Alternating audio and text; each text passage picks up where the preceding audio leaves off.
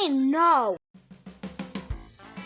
Okay. Welcome back to the From the Fabricator podcast. I'm your host, Max Pearlstein. Thank you so much for joining me once again through this journey of what's great in our glass and glazing industry. I love it. And two wonderful guests this time out. We'll get to them in a second. Really pumped about these newer faces that I'm bringing. Next month, some faces you're going to recognize. This month, you may not, but I'm trying to expose and recognize as many people as I can. Before I get to anything else, two things. One, BEC is coming up. If you have not signed up for it, please do. It's coming up March 1st to the 3rd in Louisville, Kentucky.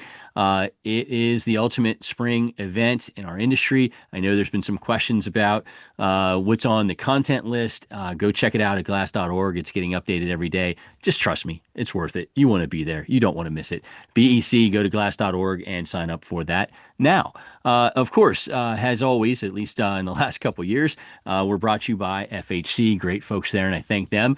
And they got an announcement. There's a new manufacturing and distribution kit in town opening next month. The new FHC Northeast Supercenter brings 120,000 square feet of manufacturing and distribution to the New York metropolitan area, and bringing a new level of products and services that this region has been missing.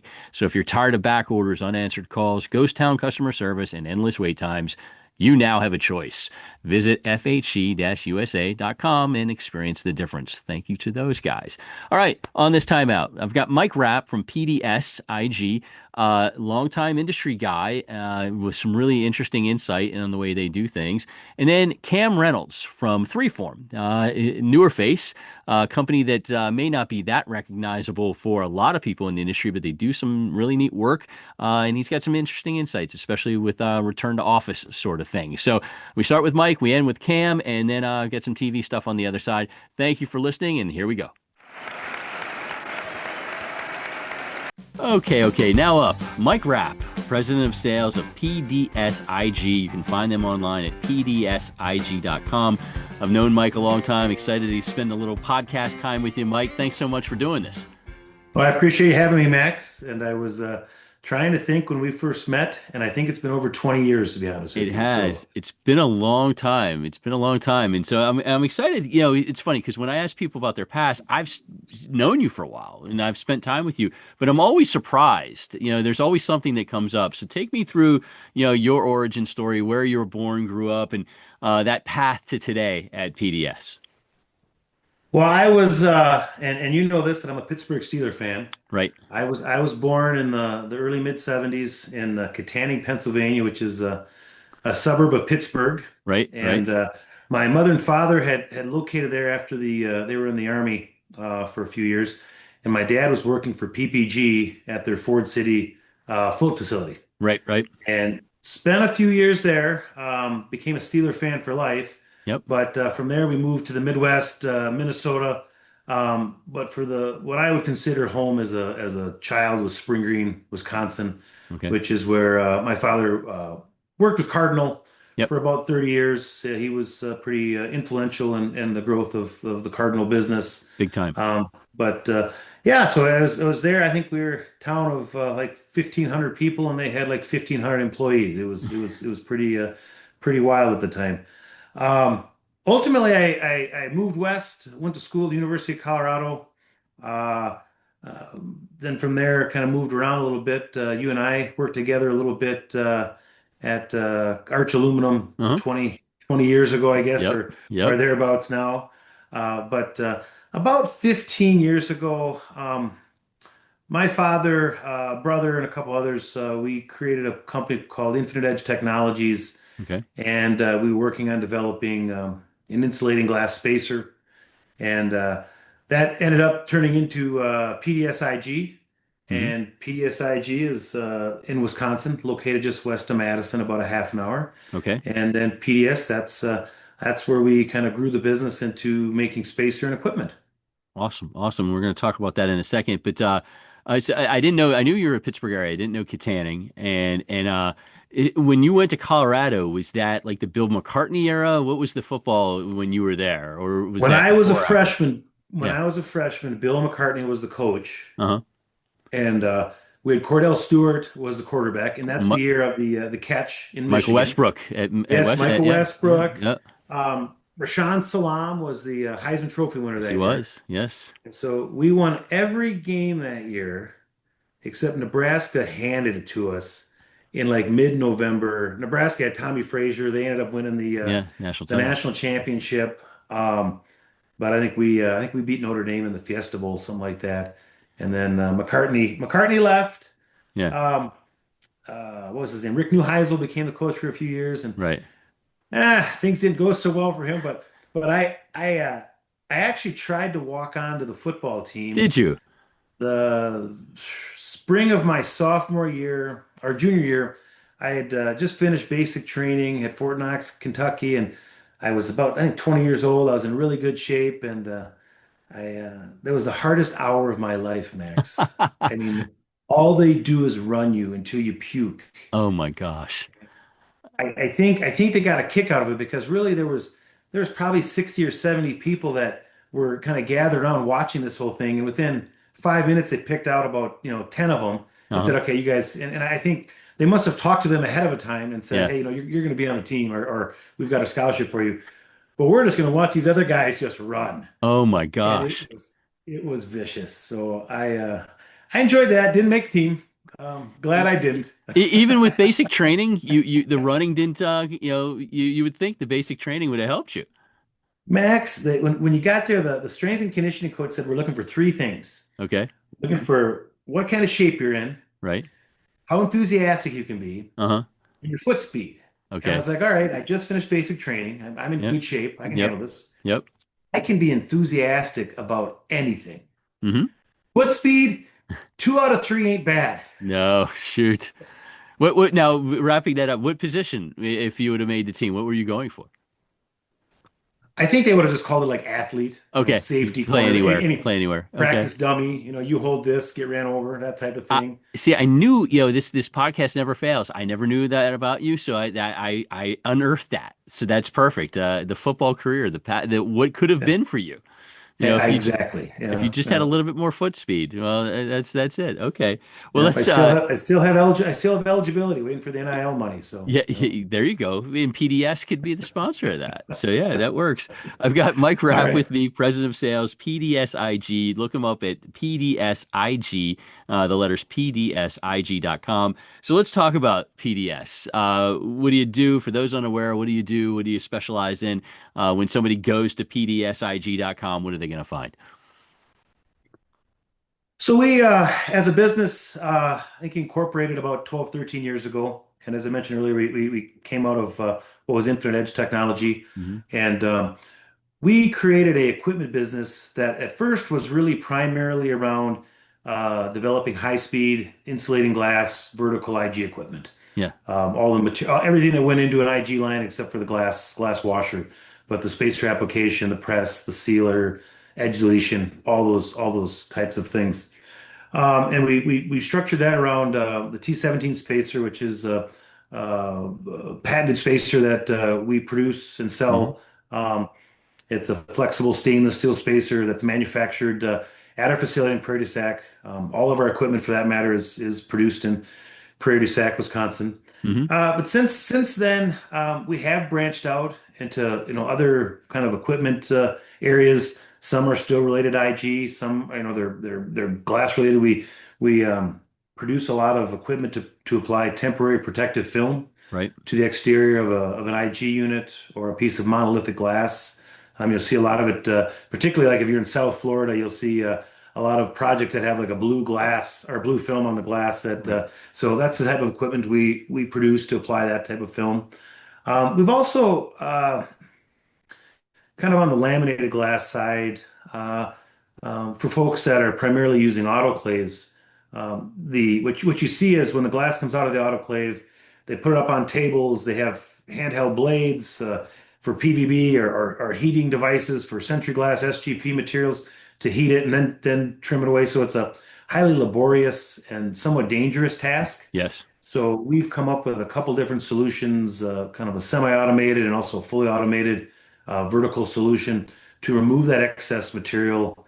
And so we are offering that to different laminated glass producers. Nice. And I think, finally, I think the thing is we have done a lot of kind of custom work for various folks, not just in the glass industry, but in a couple other industries where we've got in-house engineering, in-house programming, those items where we can come up with some pretty wonderful solutions that work well for the customer, are cost affordable, Yeah. and so we've done that as well. Nice, nice, nice. Good. Yeah, the Lamy edge thing is definitely me as a fabricator. I mean, that is, you're right. It might be the most labor intensive part of the business right now, and you've created something that could really, does take that away, the labor intensity, right? Yeah. Yeah. I think it does. And don't downplay the safety side of it. True. Big time. Big It's time. you've got people with box cutters in their hands Right. striking away at glass, and they're pulling it towards themselves. And I think every scout troop leader would sit there and be like, "Oh my gosh, I can't believe you're doing this. Right. You're gonna put a knife into your leg." Yeah. But I remember one of our ex-colleagues that we used to work with used to mention to me that was probably one of the more dangerous parts of the facility. And it Yeah. wasn't it wasn't cutting themselves on glass, it was just with the blades. And then I've seen with the Century product, I've seen people with torches, that type of thing, an open flame running around the edge. So yeah, it helps automate the process, increase your throughput, Yeah. help with safety, and I think also it makes the product look a little bit better as Right. well. Yeah, that makes a big difference. Big difference. Good, good stuff. Good stuff. So Mike Rapp, president of sales at PDSIG. See them online at pdsig.com. You mentioned about, just coming up with new products and so the word of collaboration. When I think about you and I think about your company, that's the kind of the word that comes to mind a lot of times. You're just a collaborative group. You know, what was the trigger? What was the thought process? I mean, because you're definitely not like a lot of others when it comes to wanting to collaborate with your customers. Well, I would say some of that's born out of necessity, Max. We're a smaller company, and we have to do, I think, a few more things to um, convince the customer to work with us versus maybe somebody who's been around longer. Even though my father started in the glass business in 1965, Yep. PDS is still a relatively new and unknown entity. So we've kind of found that we have to kind of make sure and figure out, hey, if the customer has a space constraint or whatever it is, a personnel constraint, we have to figure out on our end how to make it work for Yeah. them and where they're at. And so that's I think we've had some success with that in several different locations. I know we kind of ran a little bit of an op-ed a little Right. bit on with our customer up in Calgary Insulite Yeah. where there just wasn't a lot of building spaces that they they were looking, and so an IG line, the vertical IG line, it had to make a right-hand turn, Yeah. and so Yeah. That's, I mean, that I saw that. I read that. I'm familiar with it. And that's one of the things I'm talking about. I mean, you had to basically cut your line in half in a way to be able to make it work. And I think a lot of people would have said, I can't help you, but you guys came up with a workable solution. well, they were really good to work with. They had some items in particular. They wanted protective film in the IG line that they felt as a bit of a differentiator for their business, Right. and we want to make sure they had that. So, when you're discussing this with customers, you dig through. Okay, what's a must and what's a want? A want Yeah. or a need, that type of a thing.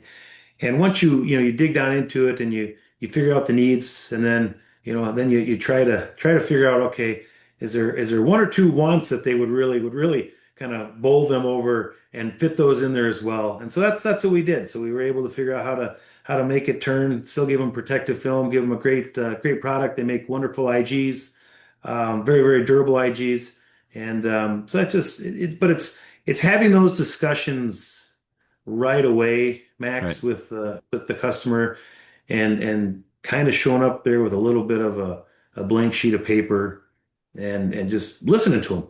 Yeah. and good people too. That helps. Troy's a good guy, so yeah, I think that makes Yes. a difference Yeah. there, for sure. Well, that was an innovation. What you had to come up with, on a right turn sort of IG line. You also have what you were talking about earlier about the Lamy edge, cutter.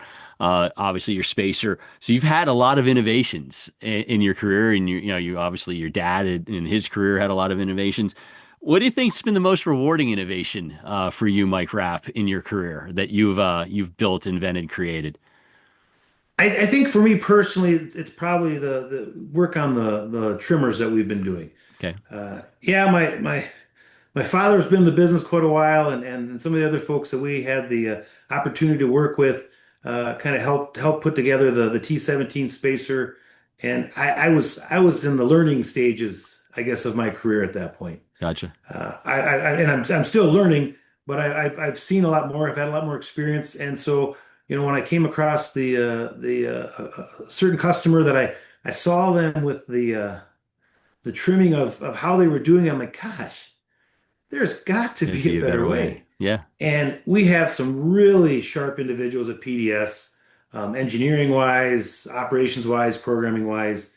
And I think we sat down and we brainstormed and came up with a couple different solutions. And Hmm. we've got a horizontal system that is great for people who are maybe smaller producers. It's a semi-automated system. Yeah. It actually allows them to do basically any non-radius shape.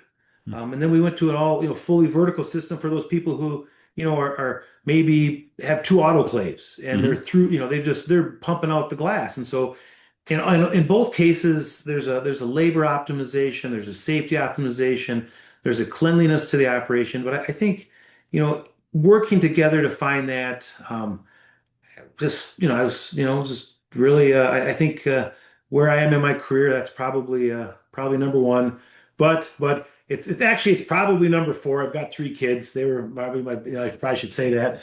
Who knows? They may watch this or listen to this, so they're gonna want to hear that, they were the greatest innovation. So There you go. The greatest innovations, creations. I love it. Very good. Very good. So I got Mike Rapp with me, president of sales over at PDSIG. See them online, pdsig.com.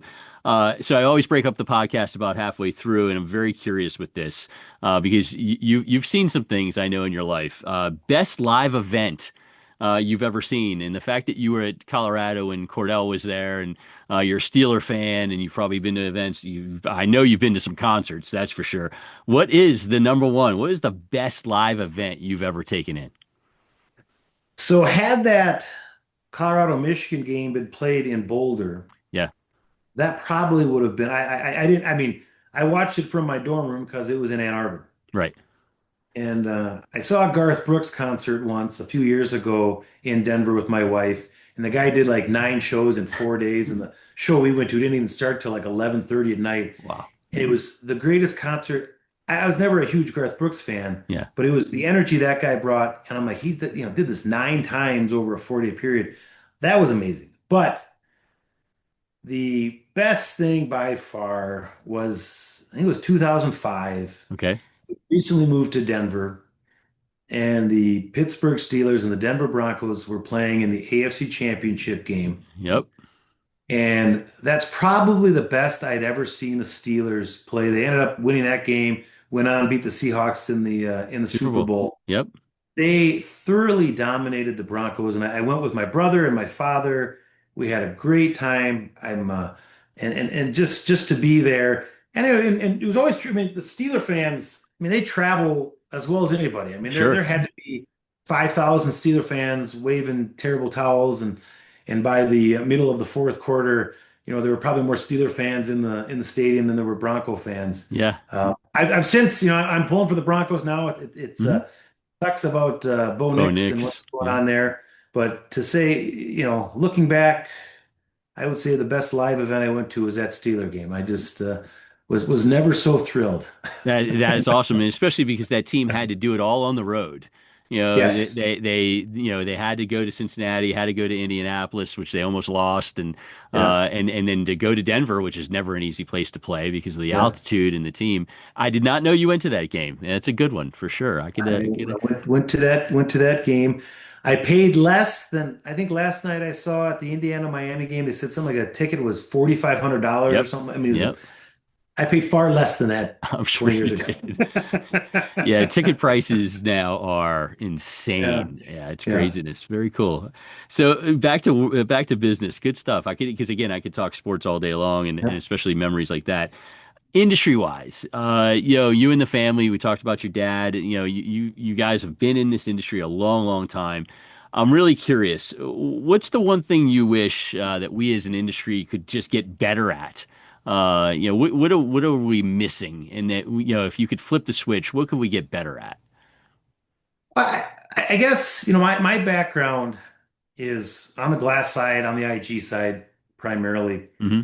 And I've always, kind of questioned why insulating glass durability hasn't been more of a forefront item. And I guess by that I mean I find oftentimes where, when people talk about performance, they talk about thermal performance. Yeah. And and I get it. There's computer modeling, there's, hot boxes you can put products into to give you a U value. But when we start, getting these U values down to such low numbers, the real difference in thermal performance is minimal. But Hmm. if somebody has to replace their window because they have seal failure, that's a huge cost to them. Yeah. And I do think, and I've been involved in industry, in industry groups like IGMA, Uh-huh. FJ now, and uh, you probably have to talk to like John Kent who at the AMS. But I think it took about 15 years to get this new RAC. It's a rapid assessment chamber, and Hmm. it's a 2 week test, and its point really is really to kind of give everything it is to an IG to see if it pass testing. Right. It's somewhat of a, it's not replacing 2190, um, but I think more of that and emphasizing. I remember, was it coming out of the building crisis, the home building crisis in Hmm. 08, 09. Yeah. And there was a 30/30 program of, a zero point 0.3 U factor, a zero point Yep. 0.3 solar heat gain Remember coefficient. that? Hmm. And that was, it was a government program to, stimulate the economy. But I don't think there was really much of a tie to durability. I think a few years after that, I think the NFRC decided that, hey, if you want to have a label on your window, you've got to have some certification, Yeah. and that certification then started including, gas retention, and those are important things I think going forward because I think when people buy a window or you put IGs into a building, I really think the expectation is those things are going to more or less last the lifetime of the building. Right. Right. 50 And years or something like that, right? yeah, and so I think it's going that way. At least in the groups that I kind of talk to within the industry, the different trade organizations, that durability is becoming more and more important. But I wish that had kind of started off from the get-go, um, as a kind of more of an industry standard. Yeah, no, I can see that, and you're right. I do think that we as an industry really focus on the thermal performance, and not so much on the ability of the unit to be durable and last. I think it's almost assumed in a way. Oh yeah, it's fine. Technology has got it, but it's not that easy. So Yeah, sometimes, and so it's you are trying. You've got basically 100% moisture outside and 0% moisture inside the cavity of the unit. yeah, So you have this tremendous driving force that's driving the moisture in, and so you have to keep that from happening. And then the same thought, you've got 90+% argon on the inside and 1% argon sitting there on the outside. So you have this driving force. The argon wants to get out, the moisture wants to get in, and you've got to have a hermetic seal that prevents that from happening. And right, and people in this industry know that the it's not a static product. I mean, yeah. the wind loads, the solar loads, the pressures, all those things that can have play havoc on the edge seal. It's not an easy task. No. So, No, it's not as easy as people think. Now, on the flip side, what's something that you're excited about, positive about in our industry, either where we're headed or what we're doing now? What's got you enthused? well, I think it's the fact, Max, that I've known you for 20 years, Yeah. and when you go to events like Glass Build and all these, you see so many people that you've worked with, and I'm sure other industries have the same thing. Once you kind of get into the industry, there's just a tremendous amount of relationship building, Yeah. and I feel this industry has done a great job. And I got to see my father as well as my uncle who were both in this industry for forever. And I still, when I'm at Glass Build, have people come to me and ask, "Hey, how are they doing? Yeah. How's Uncle Jerry? How's your Yeah. father Eric doing?" And I think this industry has done a great job of including people, and once people are in it, they want to stay in it. Yeah. I know I enjoy it. I mean, it's something that I guess I've been around. I turned 50 last year, so I've been around it for 50 years now, Yeah. and I have no plans of leaving.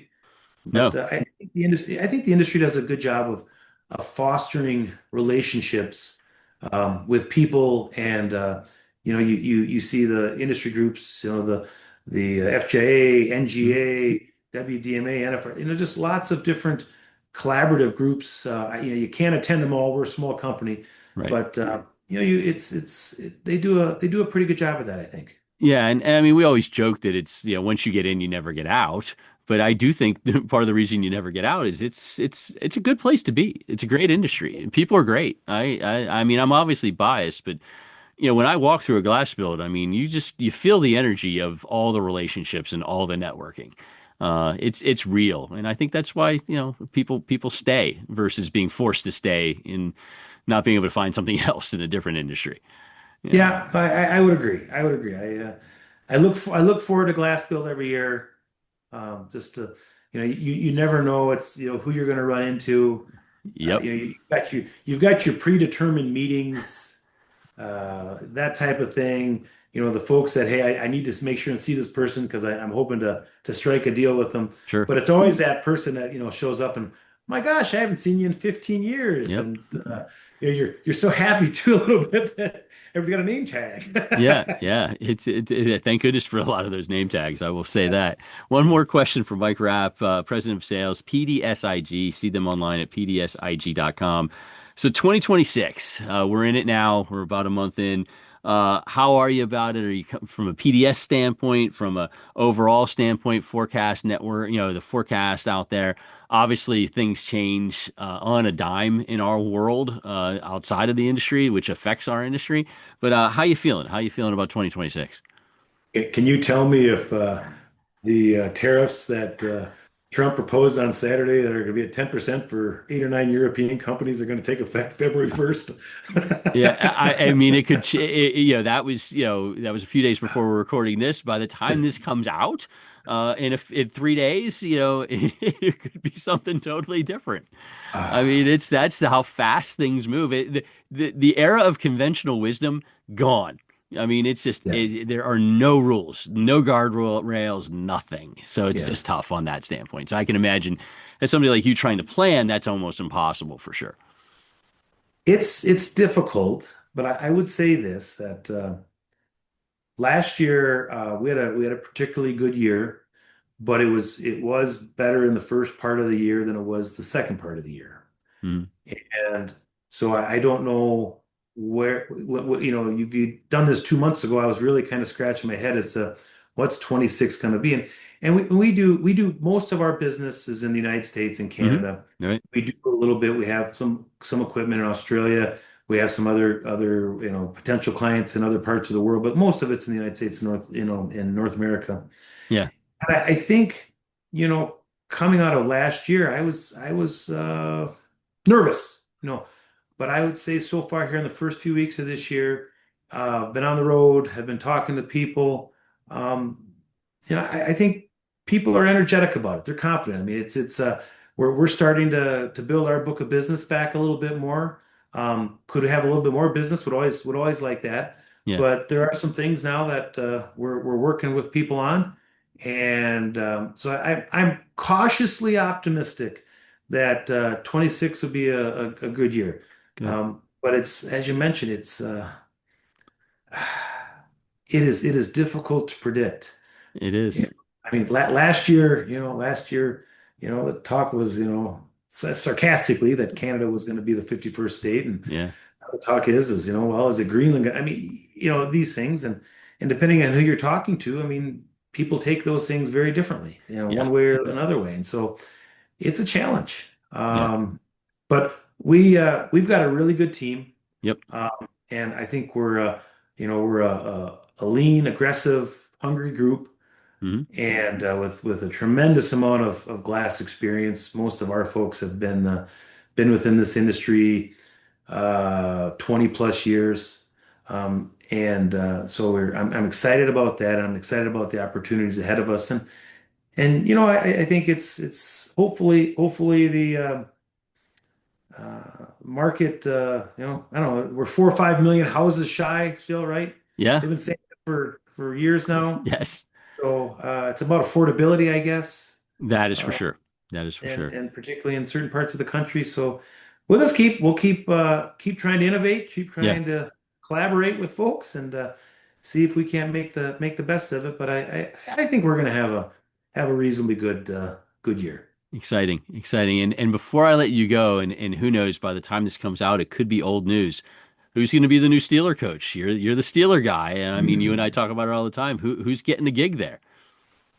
Well, I would say it's probably somebody that I don't know who they are. That's the way they've done it in the past. Yeah. I I don't think they're going to hire Mike McCarthy, who's 62 years old. No.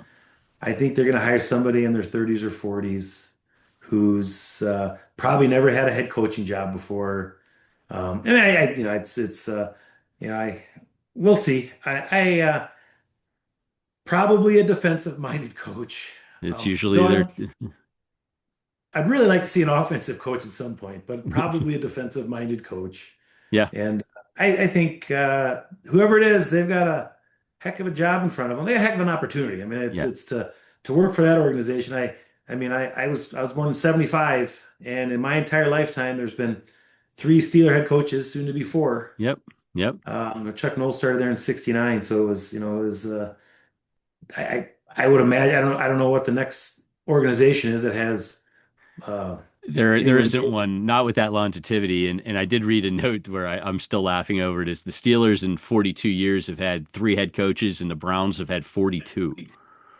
So just it shows you the longevity and the Yeah. stability of a good team. That's for There's sure. a lot of stability there. Maybe sometimes there's too much. Yeah. When you're in a business of you're only happy if you're the last team standing out of 32 teams. Yep. If you're in that business, then it's a tough one to be in. But yeah, I don't know. Max, we'll have to wait and see. Okay. It's Smart exciting. answer by you. Smart answer by Yeah, you. and I do hope they invest in a quarterback. Need to do that. Need to do I that as think well. Aaron Rodgers is a great quarterback, had a great career, but I think most of it's behind him, and I think we need to find somebody young. And it's if there's a one or two seasons of below subpar play, that's okay as long as we can find somebody because I mean when Steelers had Roethlisberger, Yeah. they could compete. Yeah, yeah. If they had a capable quarterback, younger and more mobile, for sure. Yeah, Well, yeah. my friend, this was great. Mike Rapp, President of Sales, PDSIG, website pdsig.com. My friend, thank you so much for doing the podcast. Best of fortune to you and the family and everybody going forward. But again, thanks for doing this. I appreciate it, Max. Thank you. You bet. Thanks. Take care. Hey Glazers and fabricators, FHC, the frameless hardware company, is here to support your business. In addition to offering a complete selection of glazing tools and supplies to get the job done right, we design, engineer, and manufacture a comprehensive offering of frameless shower door systems, heavy glass doors, aluminum entrances and storefronts, architectural railings, transaction and display hardware. Privately owned and American made, FHC prioritizes you, the customer. You now have a choice. Visit fhc-usa.com. Okay. Next up on the From the Fabricator podcast, I'm thrilled to have Cam Reynolds of Freeform. He is Product Technology Development Manager. We're going to talk about that awesome title in a second. You can find them at 3-form.com. That's 3-form.com. Great company. Cam, I'm excited to get to know you a little bit. Thanks for doing the podcast. Yeah, likewise. Thanks for having me. I'm excited to be here. For sure, for sure. I'm, I start off every podcast with what I call, or a guest that told me way back, the origin story. Tell me about where you're born, grew up, went to school, and then your path to today at Freeform. Sure. Yeah, so I'm from Virginia originally, around the DC area. Grew up there, went to school in Virginia as well. I studied materials engineering at Virginia Tech, Okay. and sort of while I was at Virginia Tech, I interned and worked in some different places. So spent some time in the sports industry, some time in like credit cards and like finance. Yeah. Dabbled in metallurgy and corrosion and kind of working in academia. And then by the time that I was coming out of school, I was pretty ready to be out of school and was excited to move into the industry. And so I moved up to Ohio and started working for a tire and rubber company up there. Okay. Okay. Yeah. Yeah. So I did that for probably 5 years, working as a process engineer and then in like materials development, and then really moved into like commercial tire and technology development. Did that for a while. And then my wife got a job out here in Utah. Right. So I started looking for a job, and Freeform was a great fit. And that's what brought me out here. Awesome, awesome, and I got a couple of things, but I have to ask on the Virginia Tech thing. So, my daughter and I went there because she looked at it as a school to attend, and all I can say is when we walked on campus, it looked like all of y'all as students looked like you came out of Central Casting. I've never seen a college campus where everybody was dressed. There's no sweatpants. Everybody looked good, and I'm looking at her. I'm like, this seems like a Hollywood set over here. Yeah. Is it like that over there? I mean, it was just a really cool place. Yeah, it's pretty picturesque on a day-to-day basis. I Yeah. mean, it's a pretty awesome place. I haven't been back in a while, but yeah, very very picturesque, very beautiful spot, and Awesome. Yeah, very yeah, very cool stuff. Very cool stuff. I can't wait to tell her I had a Hokie on the podcast and asked right. about that. Very cool. So before we talk about Freeform, I love the title, Product Technology Development Manager. Tell me about the role, what that is, and what excites you about it. This is something different. I've never had a product technology development manager, and now year 6 of the podcast. So this is cool. Right. Yeah. So it's sort of a role that I've carved out for myself since I've been here. So I've done product development in a number of different facets over the years. And we'll talk about like what Freeform's capabilities are and what our products look Sure. like, but it's pretty vast. And so as a result, one of the things that we try to spend time on is making sure that we're not building the parachute as we're falling out of the plane, so to speak. And so I've seen kind of how that's been done in larger organizations and how to have success there. And so that's really the focus of this role. So, looking at our products, kind of seeing how they perform currently, sort of thinking about like how do we want them to perform in the future? That's maybe in automotive or in consumer, that's a little bit more clear cut. In Yeah. the built environment, it's maybe less so. And so thinking about what we want it to look like in the future, and then either scouting or developing ideas around technology that can help us to achieve those new like performance characteristics in the future, and then ultimately either executing on or like shepherding those projects to fruition. So it's a lot of really cool technology projects. I get to play with a lot of fun toys. I sometimes feel like we're in like the Willy Wonka factory. Like we have so many fun, Neat. like exciting tools. I feel like every week or so I find a new tool that someone else, one of my predecessors may have purchased, and I'm like, oh man, what does this do? Like I'd love to try it out and find out how either it was intended to be purchased or intended to be used, or like maybe how I can use it differently. So Gotcha, gotcha. And so you have all the cool tools at your disposal. Now let's talk about what it's for. Tell me about Freeform. I'm familiar with it from kind of way back in the day. Maybe some people in the audience have no idea what Freeform is. Some may be familiar, but take us through. What do you do? What do you specialize in? yeah, so usually when I give people tours or if I'm meeting people, I tell people that we're an architectural materials company, and I think that's true. As far as like the products that we make, we kind of have, I'd say the core of our business, maybe what you're familiar with, is like our translucent product lines. So there's four big ones. There's Varia, that's a PETG product. So that's our interior kind of vertical product line for things like wall systems, partitions, conference rooms, that type of stuff. And as the name suggests, there's a lot of variation and variability in like the types of products you can get. So if you're familiar with, organics or artisan products that are inside of those resin Right. panels that 3form is well known for, that's the Varia product line. Um, I'd say more recently we've focused on the textures product line. So I've had Okay. a lot of involvement in that. So being able to actually texture that Varia product to be able to, just achieve designs that nobody else can do. So that's the big one. That's kind of our flagship. We also make an acrylic product called Okay. Chroma, which is Okay. more for horizontal applications. We also have an exterior product called Coda that's made out of polycarbonate. And then, as you might also be familiar with, we have a glass product line, so both monolithic and laminated glass Yeah. that we produce. So those are the translucent lines, but we also have a whole line of like dealer products. So like the wall behind me is what we call Hush Stack. So that's a felt product line in acoustics. We do work in lighting, other wall products like sculpted MDF, um, acoustic tiles, all sorts of different things. I mean, there's so many there, it's hard to list. And then maybe the last one I'll talk about is we also have a whole suite of like hardware solutions that pair with all of those. So as you can imagine, in the glass industry, there's lots of hardware lines that are out there that are suitable for monolithic or laminated glass. When you move to a resin system, that can be challenging to Right. pair those up. And so we've done a lot of work to develop our own systems that are compatible with glass and our resin products. Makes sense. Makes So sense. I like, go ahead. Sorry. Oh, I was just gonna say, and at the end of the day, like I describe this as an architectural materials company, but I think like really at the core of our like culture is that we're a design company. Okay. So that really permeates everything else that we do, from manufacturing to purchasing, product development, customer service. It's very design centric.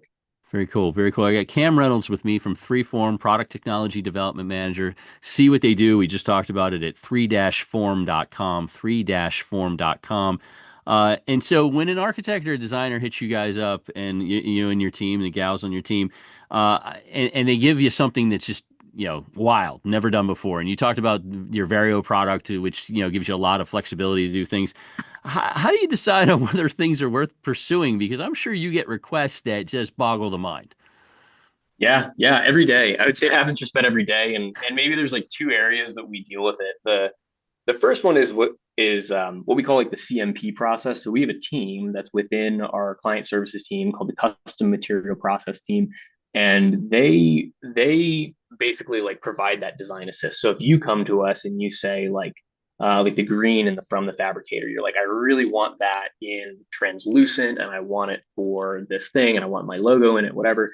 We have some standard processes to make that happen, but if your like vision doesn't match with that, they help to like shepherd that through and make it happen. So um yeah, there's not a lot that they can't do. We work pretty closely with that team, both in glass and on the resin side of things.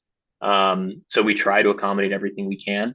They also do a lot of work on like custom hardware. So that comes up frequently too. As you can imagine, there's going to be scenarios where um, customers want things that we don't have a solution for yet, and they work from the ground up to make that happen.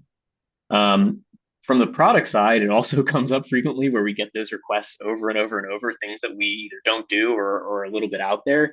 And so our team, we have a whole like innovation funnel that we work on to make sure that we can weigh the pros and cons and really the business case for any of those. And at the core of that is like what's the value to the customer. Yeah. So Nice, nice. And it is interesting because you can do mostly anything. So that's that right. that and so you do have to sometimes decide what's the limit, but also I'm sure your creative juices are flowing like, hey, let's do this. Yeah, yeah, I'd say for me that's always a hard one is I will see things that are being done that definitely break my own rules. And so then it gets the juice flowing. I'm like, well, you know what? Like if we tune this way, we might be able to make it happen. And I try to temper that so I don't get myself in trouble. So I would say like generally, yeah, we don't say no to too many things. I mean, there are some things where it's just physically not possible. Yeah. But generally we do what we can to make it happen. Cool. Very, very cool. Very cool. I always break up the podcast about halfway through with a fun one. And for yours, I'm kind of curious because when I came up with this question, I did not know you mentioned your path when you were in metallurgy and you were doing, sports and then, tires and rubber products and so on.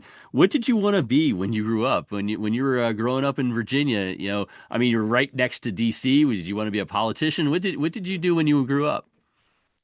No, yeah, I don't know. I guess like when I was a kid, I didn't really have, I maybe like when I was a little kid, I wanted to be like a combination of, Batman and a fireman or something like that. But I would say like when I was, a little bit older than that, I was always just like tinkerer. I Hmm. loved Legos, I loved building things.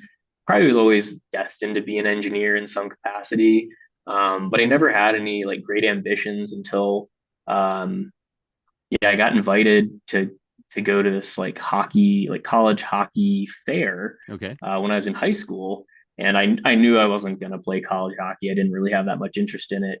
But when I was there, it kind of occurred to me. I was like, I could go into this industry. I really am passionate about hockey. I love it. This Yeah. might be something that I want to pursue.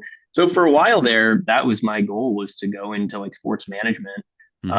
I planned to study it for a while, and then uh, almost went to Drexel to go to their sports management Okay. program. And then I learned the difference between a public and a private school and realized I was going to go to public school instead. So I Sure. went to Virginia Tech. And once I was there, yeah, I had already been in like a little bit on like the materials engineering track, and then just continued to fall in love with it. So Cool. Cool. I love it. Are you still a hockey fan?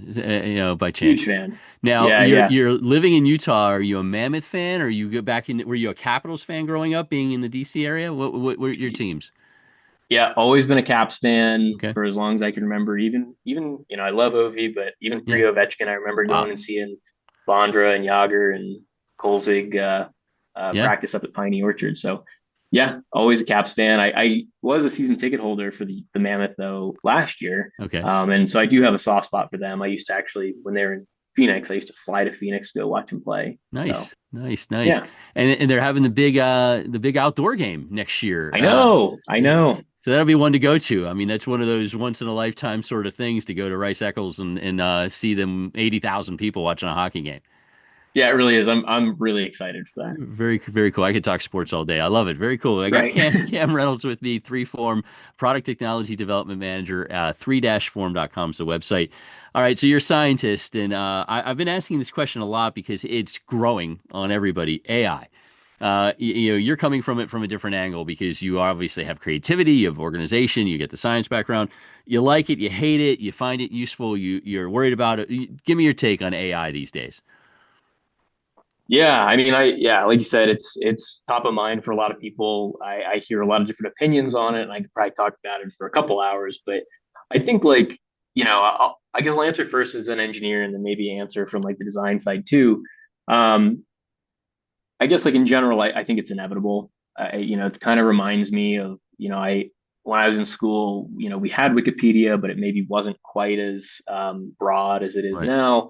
And it's the same deal, right? Like you have to take it with a grain of salt. But I don't think it's going to go away. Um, I think as an engineer, I'm excited for it because I have seen the capability that it has for someone with a technical background. Right. So I think, I think of it sort of like the Tony Stark Iron Man sort of thing where, you've got to have that creative background and like maybe the vision for how to use it. But if you can, it can be a really powerful tool. Yeah. And so I think that part's great. Where I've been a little disappointed, I'd say in the last year, is that I feel like at least in the models that are out there that, your everyday Joe might be using, I do feel like we're going through sort of a freemium experience right now where it's getting watered down a little bit. So Yeah. that benefit that I've seen in the past is feels like it's diminishing a little bit, and we're moving more into a realm where instead of it helping me to do like math or like build like a complex model that I might not be able to do otherwise, now it's like, hey, look at this tool that we made that can help you write your emails faster or whatever, which is fine, but Right. really like writing emails is not the huge benefit that I'm looking for. So from that standpoint, I think it'll continue to evolve. I think we've kind of hit a little bit of an inflection point, and hopefully we'll see it go back the other way.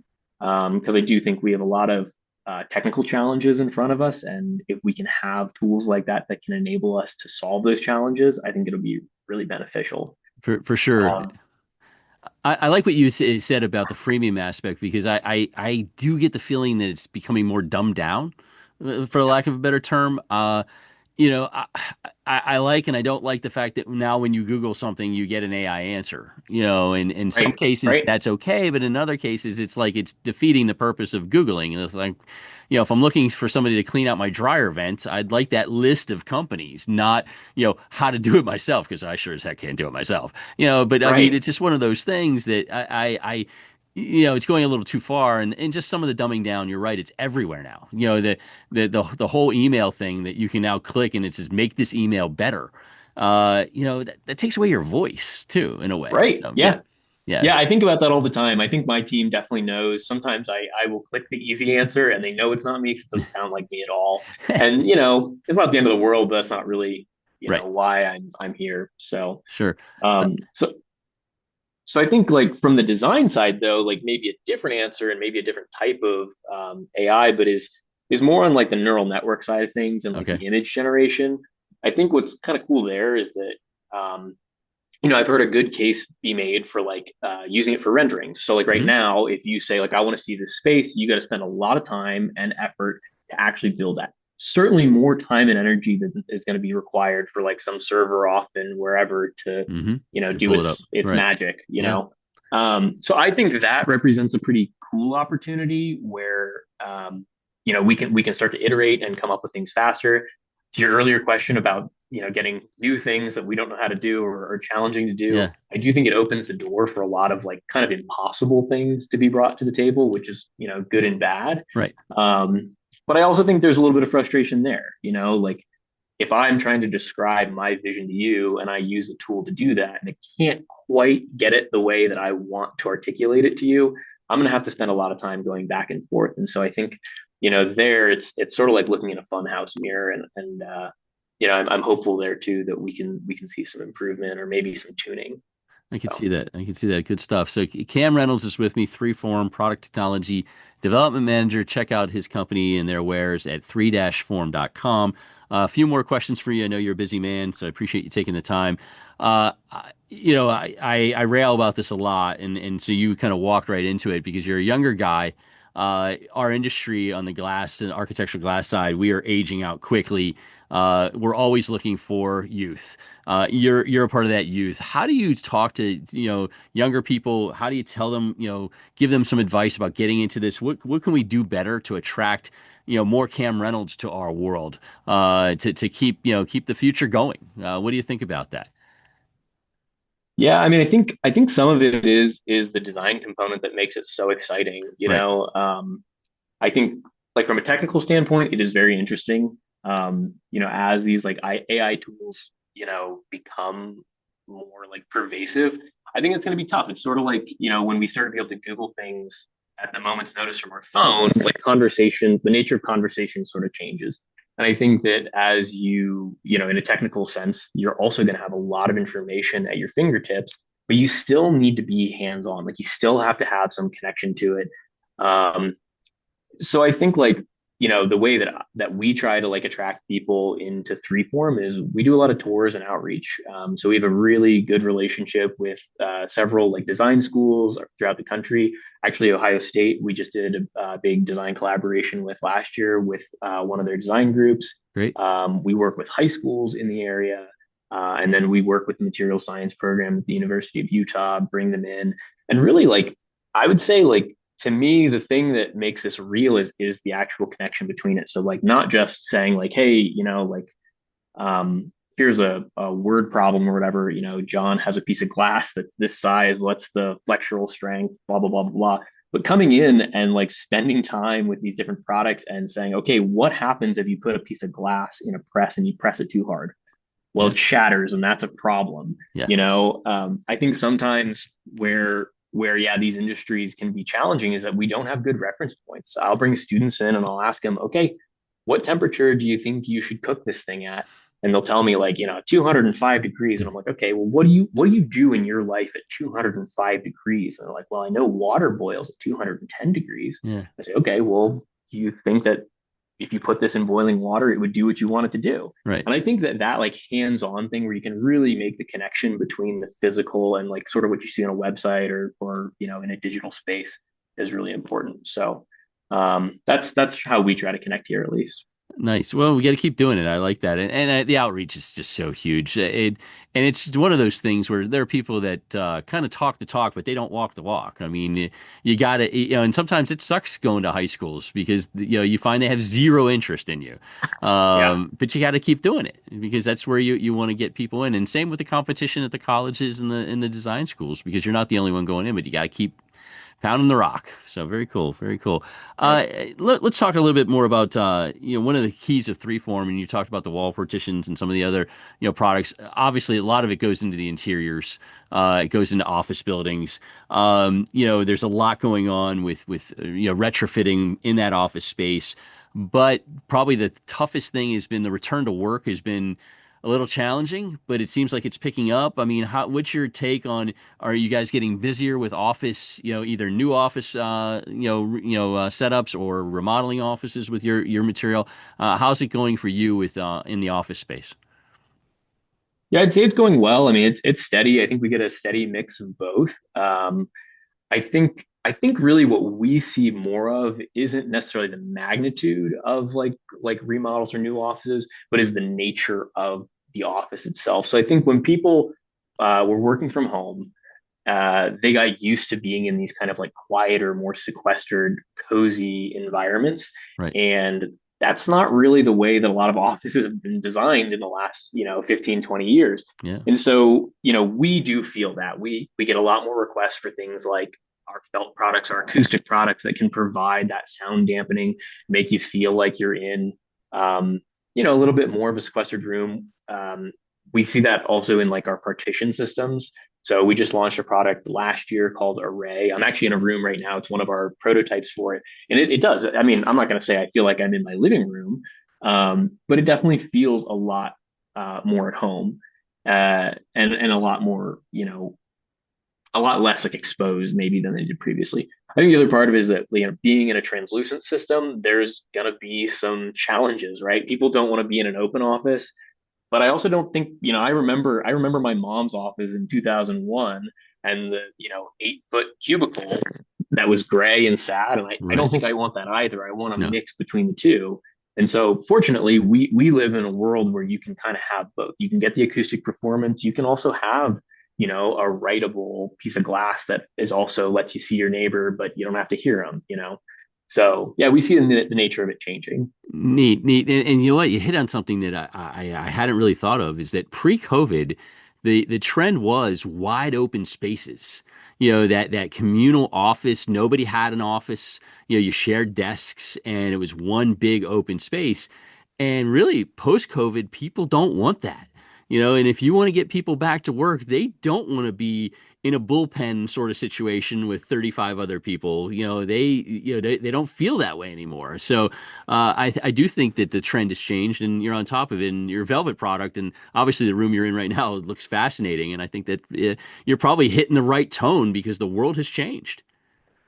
Yeah, yeah. Well, we certainly hope we are. That's the focus right now. Good take. Good take. Yeah, I hadn't thought of that. So, wrapping up, I got one more question for Cam Reynolds of 3form, Product Technology Development Manager. Again, 3-form.com. So, 2026, we're underway. We just talked a little bit about the offices. How are you feeling about it? What's the vibe on forecast, market, business? What are you taking in? Because obviously our world is so volatile and it changes on a daily basis.